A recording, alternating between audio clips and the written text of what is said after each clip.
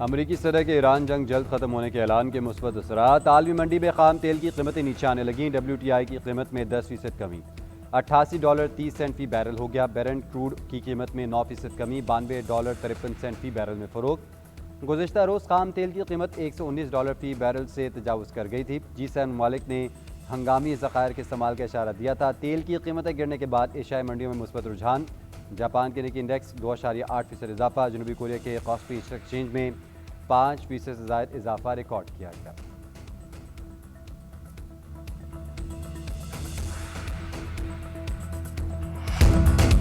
तेल की कीमतों में कमी के बाद पाकिस्तानी स्टॉक मार्केट में ज़बरदस्त तेजी। कारोबार के दौरान 12 नफ्सियाती हदें बहाल हो गई। 100 इंडेक्स में 11,800 से ज़ायद पॉइंट्स का इजाफा।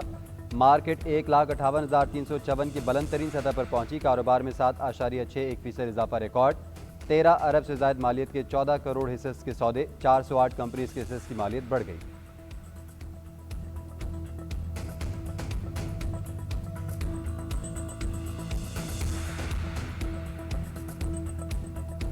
I didn't feel we had a choice.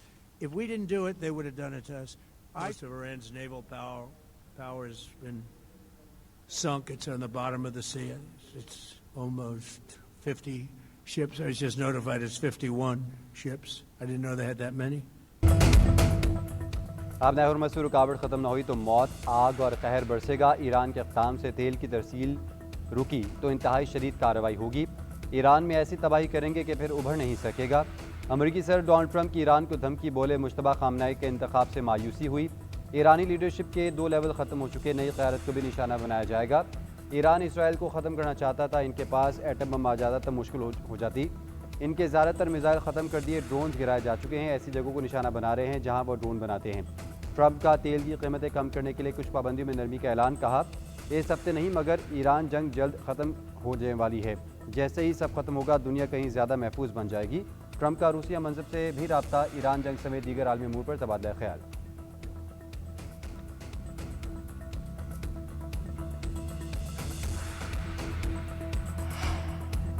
Iran पर हमले जारी रहे तो खत्ते से 1 लीटर तेल भी बरामद होने नहीं देंगे।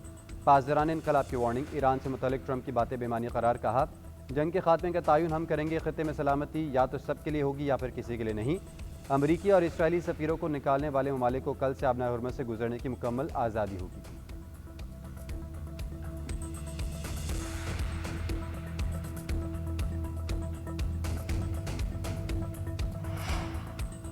अमेरिका के लिए भी बहुत सारे सरप्राइज बाकी हैं। ईरानी वज़ीर ख़ारजा अब्बास अराग़ची की सोशल मीडिया वेबसाइट एक्स पर पोस्ट, अमेरिका के ऑपरेशन एपिक फ्यूरी को एपिक मिस्टेक करार दिया। लिखा ऑपरेशन एपिक मिस्टेक के बाद से तेल की कीमतें दुगनी हो चुकी हैं।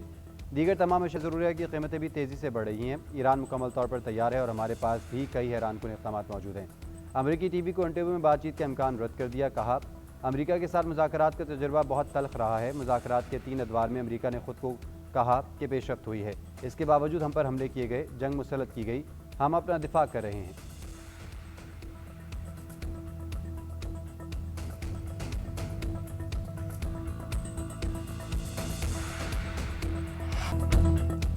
अमेरिका और इसराइल के ईरान पर हमले जारी। रिसालत स्क्वायर के करीब कम से कम 40 अफराद शहीद होने की इतलात।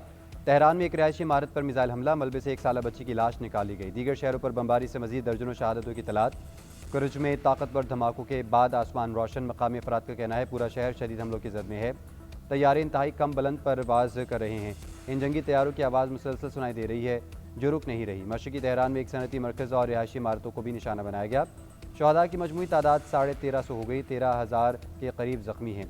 सेनकॉम का ईरान में 5,000 से ज़ायद अहदाफ को निशाना बनाने का दावा।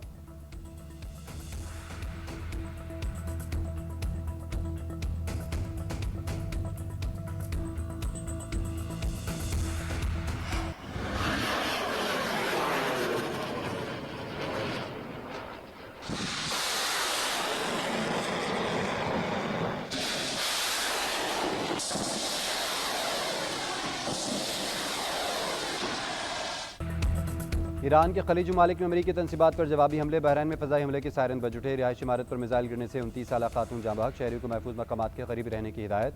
कुवैत के नेशनल गार्ड्स के मुताबिक मुल्क के शुमाली और जनूबी इलाकों में 6 ड्रोन तबाह किए। कुवैत, सऊदी अरब और UAE ने मजीद मिसाइल और ड्रोन हमले नाकाम बनाए। कुर्दिस्तान में UAE के काउंसिल खाने पर हमला, सऊदी अरब की शदीद मजम्मत। सऊदी वज़ारत ख़ारजा का कहना है सफारती इमारतों को बार बार निशाना बनाना बैनुल-अक़वामी कानून की वाज़ेह खिलाफ वर्जी है।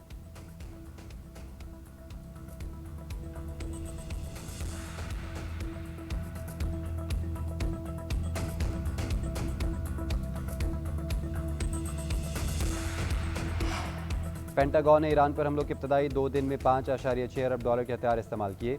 अमरीकी अखबार वाशिंगटन पोस्ट की रिपोर्ट अमरीकी हुकाम के हवाला देते हुए रिपोर्ट किया कि अमरीकी अफवाज ने कलील मुद्दत में बड़ी मकदार में जदीद और महंगा असलहा इस्तेमाल किया। इस सूरत हाल ने अमरीकी कांग्रेस के बाद अरकान में तशवीश पैदा कर दी है कि अमरीकी फ़ौज तेज़ी से अपने इंतहाई जदीद और महदूद ज़ख़ीरे वाले हथियार को इस्तेमाल कर रही है।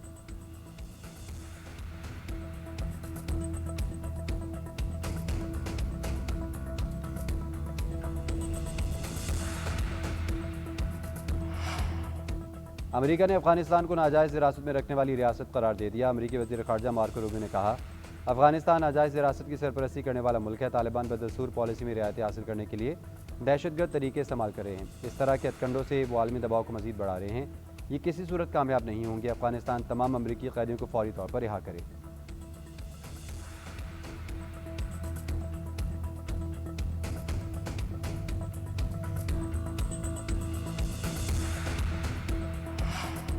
तेज़ तरीन इंटरनेट के लिए 5G स्पेक्ट्रम की नीलामी। PTA ने 600 मेगाहर्ट्ज़ का स्पेक्ट्रम पेश किया। तीनों टेलीकॉम कंपनीज़ की शिरकत। नीलामी से 5G मुयसर होगी, 4G भी बेहतर होगी। पहले मरहले में इस्लामाबाद, लाहौर, कराची, पेशावर और कोयटा में 5G सर्विस शुरू की जाएगी। वज़ीर ख़जाना मोहम्मद औरंगज़ेब का कहना है, 5G की नीलामी के हवाले से कोशिशें आज कामयाब हुई। हम ब्लॉकचेन AI की नई इंडस्ट्री की तरफ बढ़े हैं। स्पेक्ट्रम की नीलामी से IT बरामदात बढ़ेंगी। इलाकाई तनाज़े के दौरान ये इक़दाम अहम है। वज़ीर IT शिज़ा फातिमा का कहना है, टेक्नोलॉजी के इनकलाब से महरूमी पाकिस्तान के लिए मुमकिन नहीं। 4 से 5 माह में 4G सर्विस में बेहतरी नज़र आएगी। 6 माह के अंदर बड़े शहरों में 5G सर्विस दस्तयाब होगी।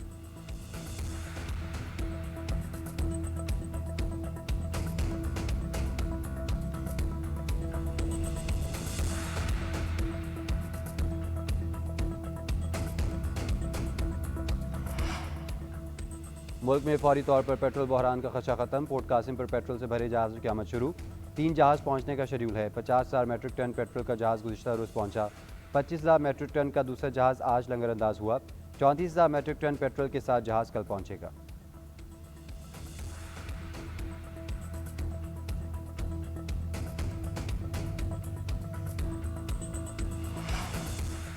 विफाक की और सूबाई हुकूमतों की जानिब से किफ़ायतशारी इक़दामात पर अमल दरामद। विफाक में वज़रा के बैरून मुल्क सफ़र पर पाबंदी। सरकारी गाड़ियों के तेल में 50% कटौती कर दी गई। सरकारी अवतार पार्टियाँ मुकम्मल बंद। सरकारी और निजी दफातर 4 दिन काम करेंगे। 50% अमला वर्क फ्राम होम कर रहा है। तदरीसी सरगर्मियाँ भी रवा हफ्ते के आखिर से 31 मार्च तक बंद रहेंगी। पंजाब में तालीमी इदारे 31 मार्च तक बंद। वज़रा के लिए सरकारी फ्यूल बंद। गाड़ियों के पेट्रोल और डीजल अलाउंस में भी 50% कमी कर दी गई। खैबर पख्तूनख्वा हुकूमत ने गाड़ियों के अलाउंस में 25% कमी कर दी। हेलीकॉप्टर का गैर ज़रूरी इस्तेमाल नहीं किया जाएगा। तदरीसी इदारे 23 मार्च तक बंद रहेंगे। वज़ीर आला सिंध की ज़ेर सदारत इजलास में भी किफ़ायतशारी का जायज़ा, तलबा की हाज़िरी, रेरिक्स सिस्टम पॉलिसी और दीगर इक़दामात पर गौर किया गया।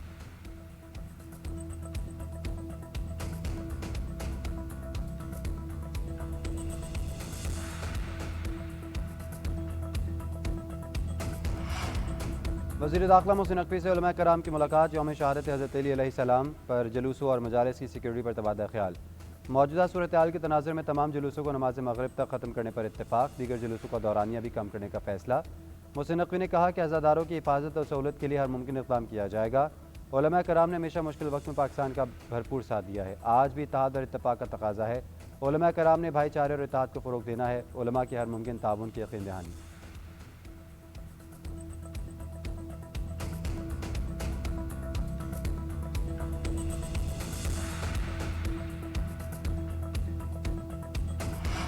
मुल्क भर में रमज़ानुल मुबारक का आखिरी अशरा आज से शुरू होगा। लाखों फर्जंदान इस्लाम आज एहतिकाफ में बैठेंगे।